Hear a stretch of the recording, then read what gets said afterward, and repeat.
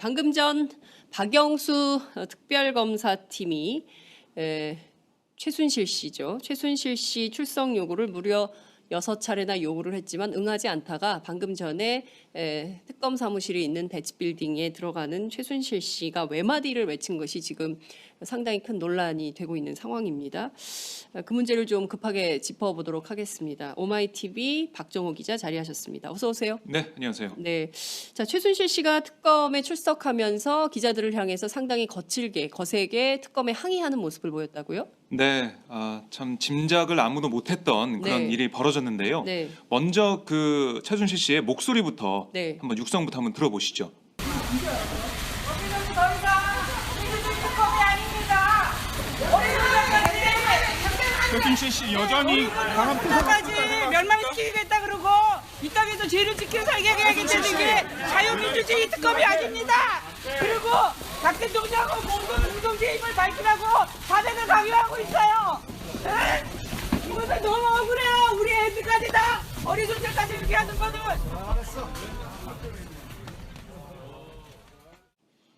네. 네. 지금 몇 가지 좀 요약을 좀 부탁드릴게요. 잘 안 들려서. 네, 지금 저희 기자들이 녹음을 한 네. 그런 녹음 파일인데요. 네. 자, 이렇게 얘기했습니다. 여기는 더 이상 민주주의 특검이 아닙니다라고 최순실 씨가 네. 특검 사무실로 입구로 들어서면서 이렇게 네. 외쳤고요. 예. 그러면서 어린애와 손자까지 멸망시키겠다고 그러고 네. 이 땅에서 죄를 짓고 살겠다고 네. 하면서 또 얘기를 했는데 잘 들리진 않는데요. 네네. 그 이후에 자유민주주의 특검이 아닙니다. 음. 그리고 박 대통령 공동 책임을 밝히라고 자백을 강요하고 있어요. 네. 이것은 너무 억울해요. 우리 애들까지 다 어린 손자까지 이렇게 하는 것은 하면서 엘리베이터에 탑승해서 네. 사무실로 올라갔습니다. 그 그림이 좀 나왔는데요. 네. 최순실 씨가 완강하게 그 엘리베이터에 들어가지 않으려고 네. 계속 얘기를 하려고 하는 모습도 포착이 좀 된 상황인 것 같습니다.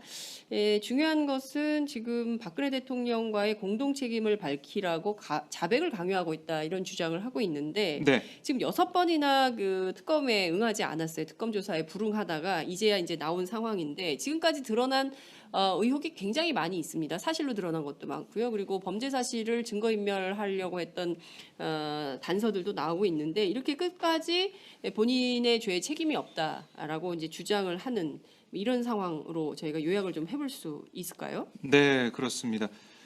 최 씨가 그동안 뭐 기자들 앞에서 네. 이 얼굴을 보일 때는 가만히 고개를 숙이면서 그렇습니다. 들어가는 일이 대부분이었는데 네네. 이번에는 작심한 듯 네. 자신이 불만을 가지고 있던 것을 말 그대로 고래고래 소리를 지르면서 네네. 표현을 했습니다. 네. 정말 그동안 기자들 저도 취재하면서 볼 수 없었던 그런 네, 장면이었는데요. 예. 참 11시 15분께 호송차에서 내린 다음에 네. 사실 이게 원래 나오지 않겠다고 했다가 네. 체포가 돼서 온 그렇습니다. 거거든요. 체포영장이 발부돼서 끌려온 거죠. 그렇습니다. 예, 그렇기 버티다가. 때문에 예. 오기 싫은 그런 최순실 씨의 모습이었는데 네. 갑자기 소리를 지르면서 올라가지 않으려고 버티는 모습, 그리고 네. 억울하다고 소리치는 모습. 네네. 이것은 앞으로 뭐 탄핵 심판도 계속해서 정점을 향해서 가고 있고, 네. 그리고 자신의 주변 측근들, 네. 그리고 전 장관을 통해서 유진용 전 장관도 그렇고요. 네. 여러 가지 측근들과 인사들이 계속해서 자신이 연루돼 있는, 그러니까 최 씨가 연루됐다는 것, 지시했다는 것, 네. 이런 것들을 계속 자백하고 있거든요. 네. 그렇기 때문에 자신이 지금 궁지에 몰리고 있는 상황에서 자신의 그 변호를 네. 하고 자신의 예. 입장을 예. 드러내야겠다, 이렇게 그렇군요. 전략을 바꾼 것으로 보입니다. 네, 어린 아이들까지 어린 손자까지 이렇게 했다라고 주장을 했지만 지금 특검이 최순실 씨를 체포영장을 발부받은 이유는 이화여대 입학 학사 특혜 비리로 지금 업무방해, 학교 업무를 방해한 그렇습니다. 혐의로 지금 그 최순실 씨를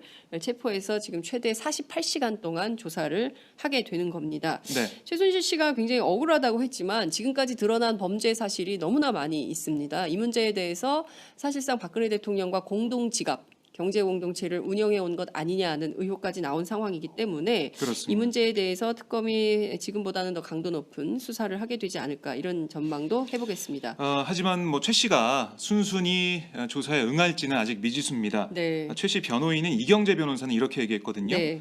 특검의 체포영장 청구는 자유지만 네. 최 씨에게도 법에 보장된 권리가 있으니 최소한의 자기 방어를 할 것이다. 네. 그러니까 묵비권을 행사할 수도 있다라는 걸 시사했는데 네. 오늘 들어오는 모습을 보면 네.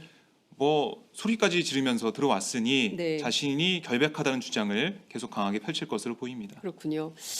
자, 이 얘기도 조금 짚어보겠습니다. 박한철 헌법재판소장이 드디어 헌법재판소의 탄핵 심판 결정 시일을 못 박았죠? 그렇습니다. 오늘 처음으로 탄핵 심판 일정에 대한 헌재 측 방침을 네. 공개를 한 건데요. 네. 오늘 9차 변론기일 오전 심리를 시작한 직후에 이렇게 얘기했습니다. 헌재 구성에 더는 큰 문제가 발생하기 전에 늦어도 3월 13일 전까지 최종 결정이 선고돼야 한다라고 얘기를 했는데요. 네. 박한철 소장은 이번 달 31일 임기가 끝나죠. 박 소장은 또 이렇게도 얘기했습니다. 저로서는 오늘이 사실상 마지막으로 참여하는 변론 절차이며 다른 한 분의 재판관 역시 3월 13일 임기 만료를 목전에 두고 있다. 네. 두 분 재판관이 두 분 재판관의 공석으로는 탄핵 심판 절차가 제대로 진행될 수 없어서 그 전에 종결되고 선고돼야 한다라고 강조를 했습니다. 그렇군요. 네.